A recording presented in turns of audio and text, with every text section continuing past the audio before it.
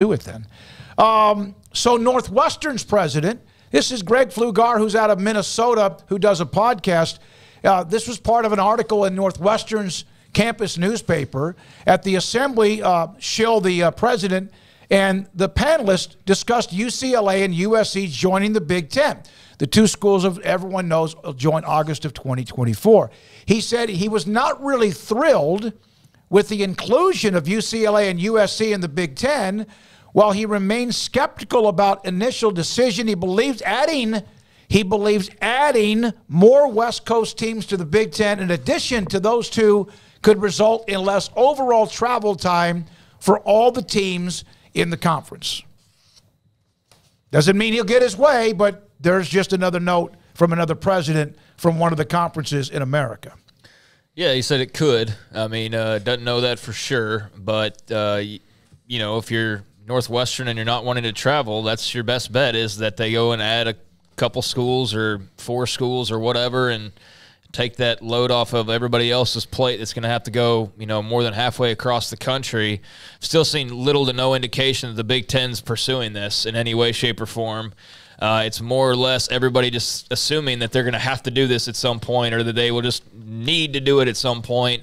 And I understand the reasons why, and I understand the thought process behind it. I've seen a lot of that talk for a while now, and totally get it. But so far, you know, just reading between the lines, it seems like everybody involved in the Big Ten is not really pursuing that idea at the moment. That's how it comes across to me, at least. Although on the outside, yeah, there's plenty of like, well, if Oregon and Washington and, you know, stuff that we've talked about for a while. So, yeah, I think it's still something that could happen. But if I had to put a wager down, like, hey, bet your next paycheck, do they go expand further west in the near future, or do they kind of stand pat and figure things out the way that they are? I'm going with the latter, that they stand pat and figure things out, you know, with this early onboarding process with UCLA and USC, figure all that out, figure out their, you know, finalizing of their TV deal and what needs to be done there, and other pressing issues. And then, you know, then maybe we see something, but it doesn't feel like it's an imminent type of thing. We know where he was before Northwestern?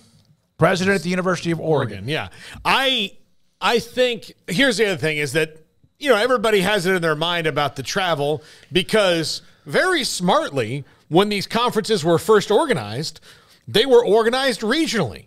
So you weren't going, you know, cross country. West Virginia was not going to have to fly to BYU to play anything more than once in a while, you know, when that kind of came up. You know, USC wasn't going to Wisconsin, which is a closer one for them, but they weren't going to Wisconsin and Ohio and Michigan. That wasn't going to be a thing. Northwestern was going to have to fly to Los Angeles, other than, you know, a certain amount of times. The Rose Bowl with Gary Barnett, in their history, right? Yeah. So that's still going to be in everybody's head, ingrained in this is why you do things. And for football, it really ultimately doesn't matter, because you're only playing one game a week, and flights are flights. They're very comfortable. You know, USC and UCLA and all these teams are not going to be cramming themselves into a tiny little plane and flying, you know, 5 hours cross country to go play a game all that often. What it will do ultimately, and this is what pending NIL legislation and regulations and all these things will do, especially when it comes to balancing things out financially, is I think long-term. And when I say long-term, I mean a decade or more from now, because they'll try to make it work for as long as they can. But your non-revenue sports, your baseballs, your softballs, your volleyballs, and things like that, tennis and golf and things may not be as affected, and track may not be as affected as much because they're going to big meets anyway. You know, and that's kind of what they do. But when it comes down to it, I would not be surprised to see, look, Rutgers and UCLA are not going to be in the same conference for baseball or volleyball. They'll be in a conference, because they do this already with some of the smaller sports, or, you know, some conferences, a few teams have wrestling, a few teams don't. And so the conferences kind of combine, and that's your Big 12 wrestling conference or your Big 10 wrestling conference. And it will be more like that, in that these sports will be more regional until you get to the postseason, because that's just how it's going to be. And yeah, you may not be in the Pac-12 or the Big 10 in everything, but in football and basketball and the sports that make money, and you're talking down the road. Down the road. I'm saying like a decade. I think that's where this is probably going to have to go, because if they're that concerned about it and they continue to be that concerned about, volleyball essentially having to take a week off to do a road trip and play 2 games in the week, then you're going to have to probably change those things up. Yeah, I think for right now, it probably makes more sense to see how the 2 LA schools do for about a year. Yep. And then, see what it looks like. But I would, I'm by no means ruling out the idea that this is, on the table. It could be on the menu sooner rather than later, especially because, what was the plan to begin with? If Kevin Warren was still around, do more schools have invites than they did before? Mm-hmm.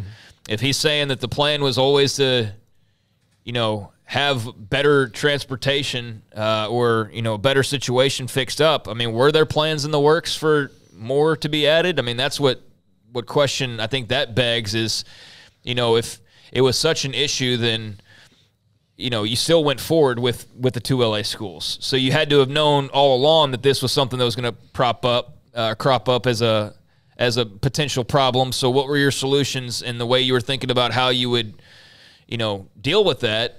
Were you thinking like, hey, there might be a couple more schools that join the fray, or was that never on the menu? And if not, then how did you not see this coming? So I don't know. There's like a couple of details missing, because this is obviously what the biggest issue was the travel and the proximity or lack thereof.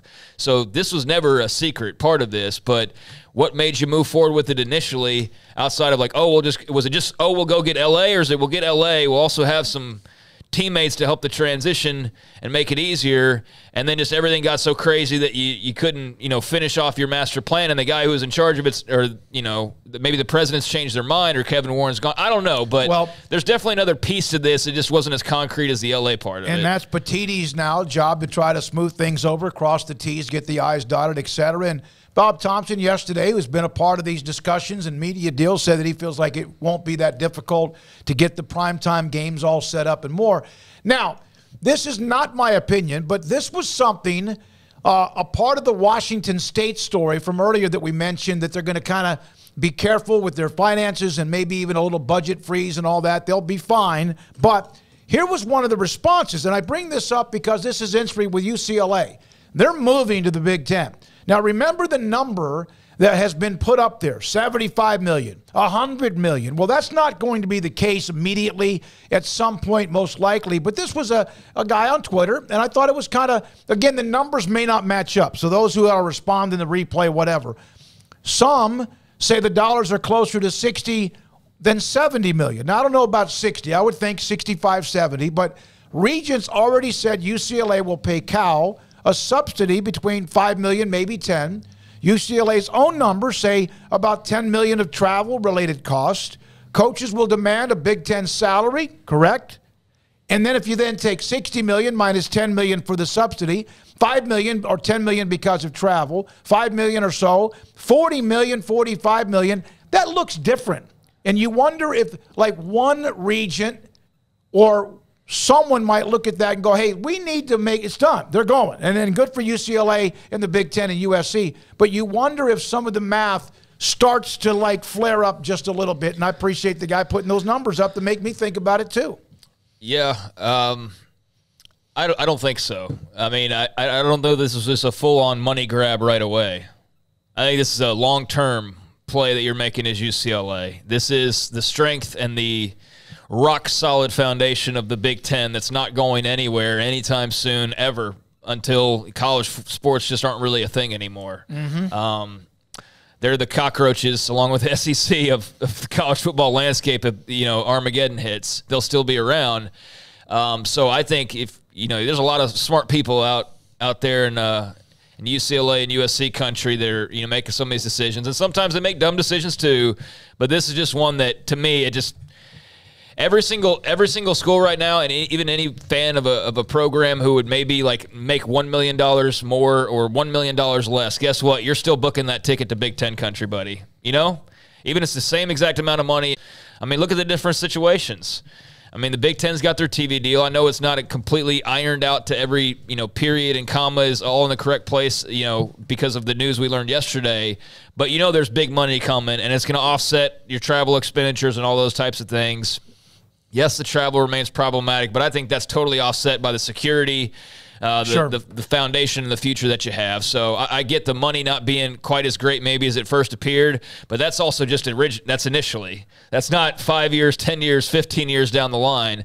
It's not 20 years down the line. But regardless of when we're looking at it, UCLA is going to be in the mix because they made the move that they made.